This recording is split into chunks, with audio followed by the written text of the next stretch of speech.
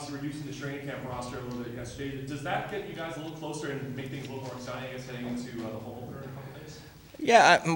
Yeah, I mean, it gets things down a little bit more manageable for one group at camp, and starting to put our lines together and get some continuity in practice that we might be using in the game. So, for sure, I mean, it helps to get the group a little bit closer together. The players talk about, the emotions of getting ready for a season, the potential and the excitement of a home opener. What sort of goes through, I guess, a coach's mind when the first game of the season is just on the horizon? Well, yeah, we're just trying to make sure that everyone's prepared, so we don't want anything to go wrong. The system change is the biggest thing, really, and we have to make sure that everyone knows that the 3-zone systems they know them, so it's comfortable to play. Ville Heinola, for a second straight year, is one of the last cuts, and joining your team. What's kind of your plan and mindset as you start to work with Ville when he joins the team? Well, Ville's always, every time he's come back, he's always been excellent. He comes back and works hard to try to get up. So our job is to do the best we can with Ville to get him back into the NHL. With that, obviously, a lot of emotions from his end and managing that. As a coach of the AHL team, how do you kind of deal with that in your staff, with the obvious disappointment he may have, and parlaying that into working, turning the page? Yeah, the biggest thing for all of those guys, for me, is just to have the conversation with them of how we can make him better a player, and what his weaknesses are and why he was sent down, and then we work on those, and we have a plan, and we make him a better player so that he can stick.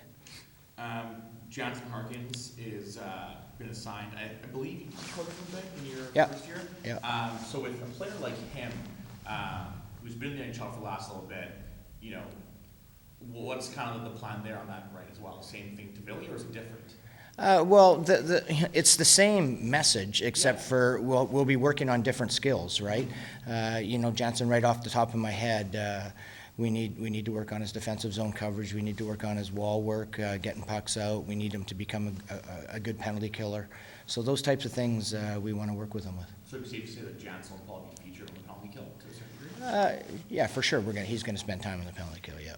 In terms of what he can bring to your lineup, what could Jansen do to make up your forward group? Well, I mean, at this level, he's going to be a go-to player, and we're going to get him some ice time and make sure that he's put in all situations to become a better player, and that's our job here, is to develop. So we'll get the message from Rick Bowness and his staff on what type of things that they want to see, and we'll go forward with that. So Brad Lambert didn't skate with the main group. I saw he was doing the drills with Mike. What's his status right now? Is it an injury or? No, Brad isn't. He's just not signed to a contract yet. So. Okay, so that's it. But couldn't he skate? He could skate theoretically, or no? I don't think so. No. Okay.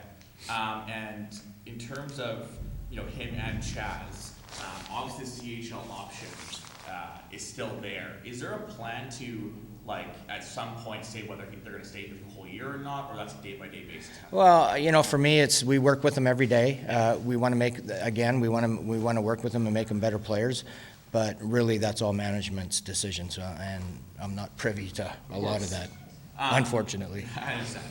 So Chaz, I saw today, was skating down the middle, I believe. Yeah. At center.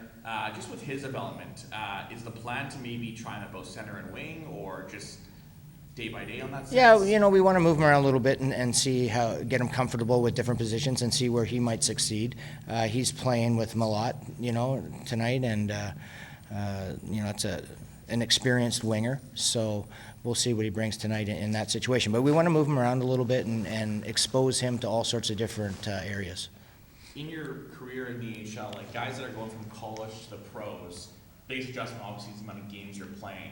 How do you offset or manage the fatigue possibly coming in later? How do you proactively deal with that with these guys? Well, you have to keep your eye on it, and we have a lot of guys here, including Jimmy Roy and Mike Keane, who are in player development, and they're closely watching that. And sometimes practices have to be taken off. Sometimes we need to lighten up practice.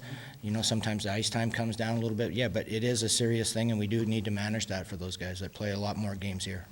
One more about Brad. Will there be when will you know, if at all, if he'll be part of your lineup? Again, a management thing, so not privy to that. So what have you made of, I hope I'm not pronouncing his name wrong, but Salman Oskari? Yeah, Oskari, yeah. Yeah, what have you made of his game so far? Yeah, haven't seen enough, I think he's looked good, but I don't think that he's been in front of the best competition yet that we can play. And like with no American Hockey League exhibition games, it's been tough. So we'll have to move forward with that and see when he gets better competition. I didn't see Cole Meyer there today. Is he an injured player? Cole Meyer is an injured player, yes. Okay, and is there any timetable for him? Or? You know what? Not really. I think it's day by day. No, it's day by day. I hope to see him soon. Okay, and you know, Declan, we talked about Leon the other day, but with Declan Chisholm, you know, a great year for him last year. Really, Eric Dubois talked about how his defensive game really improved. Going to this year, is there a part of his game that you'd like to see him refine and work on, or is it just about, you know, playing all situations and kind of getting those maximum reps? Yeah, playing in all situations. I think Declan.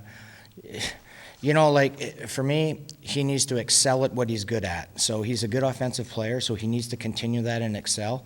And we always try to work on his defensive game to get a little bit better. But he's a pretty well-rounded player, and we just want to make sure that he hones his skills even higher.